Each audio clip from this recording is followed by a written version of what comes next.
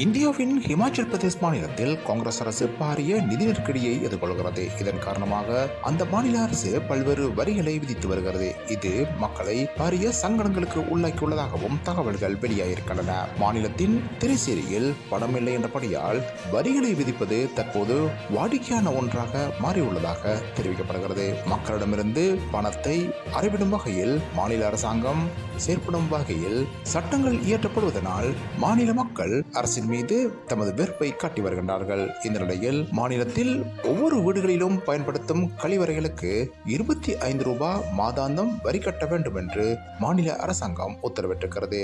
இது மக்களை மேலும் சங்கடத்துக்கு உள்ளாக்கும் வரியாகும் என்று எதிர்க்கட்சிகள் குற்றம் சுமத்தியிருக்கின்றன.